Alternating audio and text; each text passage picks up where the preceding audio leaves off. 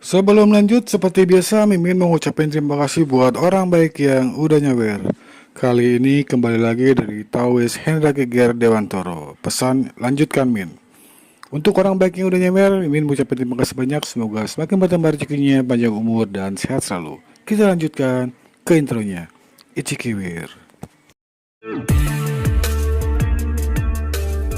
Kembali lagi bersama channel kita semua. Jika Anda suka, jangan lupa komen, like dan subscribe, share juga bila Anda berkenan. Selamat membaca dan mendengarkan. Perintah Kaisar Naga, Bab 4139-4141. Sangat mustahil bagi Nenek Zen untuk memutuskan kontak dengannya sekarang. Sebelumnya, Nenek Zen sangat patah hati sehingga dia meninggalkan keluarga Zen dalam keadaan marah dan pergi ke ibu kota di wilayah tengah, tempat dia tinggal selama beberapa dekade. Jika ibu kota di wilayah tengah tidak direbut oleh keluarga Feng, Nenek Zen mungkin tidak akan pernah kembali seumur hidupnya. Tiba-tiba pintu Nenek Zen dibuka. Nenek Zen sedang memegang sapu tangan putih saat ini. Ketika dia melihat seseorang datang, dia buru-buru menyembunyikan sapu tangan itu. Ketika dia melihat bahwa itu adalah kakak tertuanya, Yorat Zen, wajah Nenek Zen menjadi sangat jelek. Dia tahu bahwa kakak laki-laki tertuanya hanya tertarik pada kepentingannya dan tidak memiliki kasih sayang sebagai kakak laki-laki sama sekali. Adik, aku mengaturmu tinggal di sini, kamu tidak menyalahkanku, kan? Yorat melirik ke rumah bobrok itu dan berkata dengan rasa malu. Tidak, aku sangat berterima kasih kepada kakakku karena telah menerimaku dan memberiku tempat tinggal. Nenek Zen berkata tanpa ekspresi. Yorat tersenyum canggung. Dia tahu apa yang dimaksud Nenek Zen, dan dia tahu hanya dengan melihat ekspresinya. Sebenarnya, aku hanya ingin kamu tahu bahwa jika keluarga Zen kita tidak mendapat dukungan dari Master Zong, tidak akan lama sebelum keluarga kita menjadi begitu bobrok. Aku tahu kamu marah padaku di dalam hatimu, marah padaku karena tidak peduli dengan hubungan antara kakak dan adik, marah padaku karena hanya tertarik pada keuntungan. Tapi siapa yang bisa memahami maksudku? Ada ratusan orang keluarga Zen kita. Di kota Yongel yang kecil ini, jika tidak ada yang mendukung kita, bagaimana kita bisa menjadi salah satu dari 4 keluarga besar? Leluhur kita tidak meninggalkan keterampilan medis dan keterampilan alkimia yang luar biasa. Jika aku bekerja keras sendirian, dapatkah aku memberi makan ratusan orang ini? Dunia surga dan manusia adalah masyarakat di mana yang lemah dapat dimangsa oleh yang kuat. Tanpa Master Zong, keluarga Zen kita mungkin telah diinjak-injak dan dimakan oleh orang lain di kota Yongel. Aku tidak melakukannya untuk diriku sendiri, aku melakukannya demi ratusan orang di keluarga Zen. Lagi pula, Master Zong bukanlah orang jahat dan karakternya tidak buruk. Jika kamu menanyakannya di kota Yongel, siapa yang tidak akan mengatakan hal-hal baik tentang dia? Sebagai seorang laki-laki, jika dia melakukan sedikit kesalahan, seharusnya itu bisa dimaafkan. Kesalahannya itu hanyalah dorongan dan naluri laki-laki. Bukan berarti dia tidak mencintaimu lagi. Setelah bertahun-tahun, Master Zong masih membantu keluarga Zen kita. Kamu sendiri tahu mengapa dia melakukan itu, kan? Adikku, aku mohon, maafkan Master Zong, dan kalian berdua akan menetap dan tinggal di kota Yongel. Jika kamu mengira aku kejam, aku bisa memberimu posisi kepala keluarga Zen, dan kamu bisa mengatur ratusan orang di keluarga Zen. Yorat menatap adiknya, matanya berkaca-kaca. Setelah beberapa dekade, bagaimana mungkin Yorat tidak mengkhawatirkan saudari perempuannya? Namun dunia surga dan manusia begitu luas, menemukan seseorang lebih sulit daripada menemukan jarum di tumpukan jerami.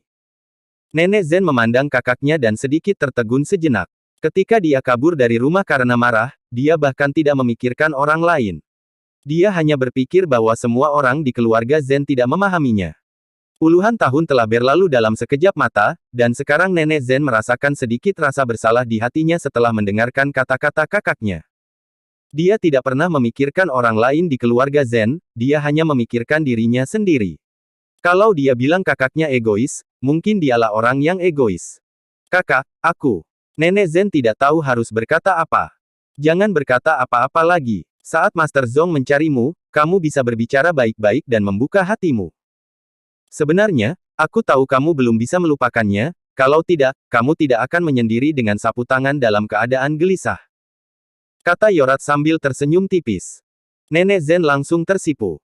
Oke, aku akan meminta Harriet mengatur ulang akomodasi untukmu, dan juga membawa teman-teman yang kamu bawa. Yorat pergi setelah mengatakan itu. Tak lama kemudian, seorang gadis cantik mengenakan kain katun datang ke kamar Nenek Zen. Bibi. Ketika gadis itu melihat Nenek Zen, dia langsung menangis dalam pelukannya. Nenek Zen juga memeluk gadis itu dan berkata, "Harriet, apakah kamu baik-baik saja?" "Bibi, aku baik-baik saja. Jika ayahku tidak memberitahuku, aku tidak akan tahu kamu sudah kembali ke rumah. Jika dengan sengaja ayahku menempatkanmu di tempat seperti ini, aku harus menyelesaikan masalah dengannya di masa depan." Harriet melihat lingkungan di dalam ruangan dan berkata dengan marah, "Ayahmu juga telah bekerja keras. Bukankah dia sudah memintamu untuk mengatur tempat lain untukku?" Kata Nenek Zen. "Ya, aku masih memiliki rumah lama Bibi dan aku telah mengirim orang untuk membersihkannya. Sekarang aku akan membawa Bibi ke sana." Harriet mengangguk.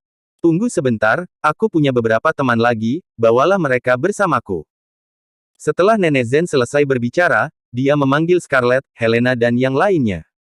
Kemudian Dave dan Ruby juga keluar kamar. Melihat begitu banyak orang, Harriet tampak sedikit malu. "Nona, ini keponakanku Harriet Zen." Nenek Zen memperkenalkannya kepada Scarlett. "Harriet, bibimu ini telah tinggal di ibu kota wilayah tengah selama ini, terima kasih kepada wanita muda yang mau menerimaku." Nenek Zen memandang Harriet dan berkata, "Namaku Harriet Zen, terima kasih telah menerima bibiku." Harriet dengan sopan mengikuti Scarlett dan berkata, "Namaku Scarlett Bai. Sebenarnya Nenek Zen lah yang telah merawatku selama bertahun-tahun." Scarlett berkata dengan sangat malu. Jelas sekali bahwa Nenek Zen telah merawatnya selama ini. "Ayo, ikut aku. Siapapun yang datang ke sini adalah tamu keluarga Zen kami, terlalu tidak sopan dengan membiarkan kalian tinggal di tempat seperti ini." Harriet merasa sangat bersalah. Melihat perilaku santun Harriet, dia memang wanita tertua dari sebuah keluarga besar. Kemudian Harriet membawa Dave dan yang lainnya ke halaman mewah, yang didekorasi dengan indah. Ini adalah gaya keluarga besar. "Bibi, kamu sebaiknya istirahat dulu. Ayahku akan mengadakan makan malam keluarga malam ini supaya Bibi bisa merasa nyaman," kata Harriet perlahan setelah membawa Nenek Zen dan yang lainnya ke tempat itu. "Harriet, pergi dan lakukan pekerjaanmu. 2 hari lagi akan ada konferensi alkimia. Kamu harus bekerja keras." Nenek Zen memandang Harriet dengan penuh kasih dan berkata. Harriet mengangguk dan hendak pergi ketika tiba-tiba seseorang di luar berteriak keras, "Harriet, Harriet!" Mendengar teriakan itu, Harriet bergegas keluar. Nenek Zen dan yang lainnya juga mengikutinya keluar. "Wolf, ada apa?" Harriet melihat orang itu datang dan bertanya. "Harriet, ada pemberitahuan yang dipasang di luar, bahwa konferensi alkimia tahun ini akan diadakan di Pulau Dewa Pengobatan, dan semua alkemis dapat berpartisipasi harus lulus dalam penilaian." Wolf berkata dengan cemas. "Masih ada hal seperti itu?" Harriet sedikit terkejut. Saat Wolf melihat Nenek Zen dan yang lainnya, dia sedikit terkejut dan berkata, "Harriet, siapa ini?" "Oh, Wolf, aku akan memperkenalkan kepadamu, ini adalah bibiku. Dan yang lainnya adalah teman bibiku, dan mereka juga ada di sini untuk menghadiri konferensi alkimia." Harriet dengan cepat memperkenalkan. Ketika Wolf mendengar ini, dia buru-buru memberi hormat dan berkata, "Wolf Zhou, bertemu dengan bibi." "Harriet, siapa pemuda ini?" Nenek Zen memandang Wolf dan bertanya. "Bibi, ini putra keempat dari keluarga Zhou di kota Yongel. Namanya Wolf Zhou. Kami berdua bertunangan beberapa waktu lalu." Harriet mengikuti Nenek Zen dan berkata, "Oh, ternyata itu anak Yohanan. Aku tidak menyangka dia akan menamai putranya begitu saja." Setelah mendengar ini, Nenek Zen segera tersenyum dan berkata. Melihat ini, Wolf hanya bisa terkikik. Bagaimanapun, Nenek Zen adalah seseorang yang lebih tua dan tampak akrab tentang ayahnya. Bahkan jika dia mengatakan ini, seorang junior seperti dia tidak akan berani mengatakan apapun. "Apakah kamu mempunyai kakak laki-laki yang bernama Serigala Besar, dan Serigala Kecil?" Helena bertanya dengan bercanda. "Helena, jangan asal bicara." Melihat ini, Dave buru-buru memarahi Helena. Lagi pula, dia tidak mengenal orang tersebut, jadi tidak sopan mengatakan ini. Nenek Zen dapat mengatakan bahwa dia adalah seorang penatua dan dia mengenalnya dengan baik. Namun Hou Feng tidak boleh mengatakan itu. "Tidak masalah, aku tidak menyangka nona ini cukup lugas dan kocak. Tapi aku hanya punya 3 saudari perempuan di atasku, jadi tidak ada yang namanya serigala besar atau serigala kecil." Wolf berkata sambil tersenyum. "Zhou kecil, kamu baru saja mengatakan bahwa konferensi alkimia akan diadakan di Pulau Dewa Pengobatan. Apa yang sebenarnya terjadi?" Nenek Zen bertanya. Aku juga tidak tahu pasti, tapi informasi itu baru saja diumumkan. Sekarang seluruh kota Yongle berada dalam kekacauan. Banyak alkemis tidak tahu apa yang terjadi. Ada banyak orang yang menghalangi pintu asosiasi alkimia wilayah barat. Kalau mau penjelasan, tidak bisa datang ribuan mil jauhnya. Pada akhirnya asosiasi alkimia akan pergi ke Pulau Dewa Pengobatan, dan akan ada penilaian. Ketika Wolf berbicara, dia jelas sangat marah dan sangat tidak puas dengan keputusan mendadak ini. Hengki dan Ruby memandang Dev. Sepertinya Dev telah menerima informasi orang dalam. Dia tahu sejak awal bahwa dia akan pergi ke Pulau Dewa Pengobatan untuk mengadakan konferensi alkimia. Sekarang baru diumumkan, banyak orang pasti punya pendapat. Ayo, kita keluar dan melihat-lihat. Jika memang demikian, itu akan keterlaluan. Kata Harriet dan bergegas keluar. Wolf juga menyusul. Nenek Zen menggelengkan kepalanya dan kembali ke kamar. Tidak peduli apa itu, dia tidak ingin menghadiri konferensi alkimia manapun. Helena, Scarlett, harap tetap di rumah dan jangan keluar sembarangan jika tidak ada keperluan. Aku akan keluar dan lihat apa yang terjadi. Dev berkata pada Helena dan Scarlett. Helena, Scarlett dan Julian tidak memahami seni alkimia, dan mereka bukan alkemis, jadi tidak ada gunanya ikut bersenang-senang. Master, harap berhati-hati dan ingat bahwa hal itu bukan urusan Anda. Helena mengingatkan Dev. Jangan khawatir, aku akan baik-baik saja. Dev tersenyum tipis, lalu pergi bersama Hengki dan Ruby. Ketika Dev dan yang lainnya turun ke jalan kota Yongle, semua alkemis di jalanan berteriak dengan marah. Dan beberapa mengadakan demonstrasi dengan slogan-slogan, turunkan sembako, turunkan harga BBM, turunkan tarif dasar listrik, dan lain-lain.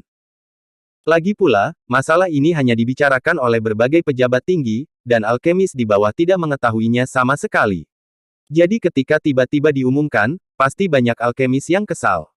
Namun tak lama kemudian, para pemimpin tertinggi dari keluarga besar dan asosiasi alkimia besar maju dan mulai memanggil kembali orang-orangnya masing-masing.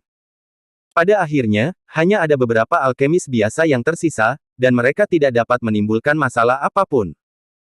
Faktanya, yang menjadi perhatian para alkemis ini bukanlah tempat mengadakan konferensi alkimia, yang paling mereka pedulikan adalah penilaiannya. Pada awalnya tidak ada penilaian untuk konferensi alkimia. Selama dia seorang alkemis, dia dapat berpartisipasi.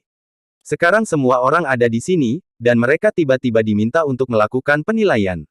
Bagi banyak orang, ini tidak adil. Lagi pula, banyak alkemis yang tidak terlalu kuat, jadi mereka hanya ingin berpartisipasi dalam konferensi alkimia untuk meningkatkan kekuatan mereka. Namun, konferensi alkimia tahun ini telah berubah. Pulau Dewa Pengobatan hanya mengizinkan alkemis senior, yaitu alkemis yang handal. Karena hanya alkemis yang kuat yang bisa mengungkap rahasia tempat jatuhnya Dewa Pengobatan. Menemukan sekelompok alkemis berkekuatan rendah untuk pergi ke Pulau Dewa Pengobatan tidak ada gunanya kecuali menghabiskan sumber daya. Itu sebabnya Pulau Dewa Pengobatan melakukan ini. Semua alkemis berkumpul di depan pintu Asosiasi Alkimia Wilayah Barat. Bagaimanapun, hal ini membutuhkan penjelasan dari Asosiasi Alkimia Wilayah Barat.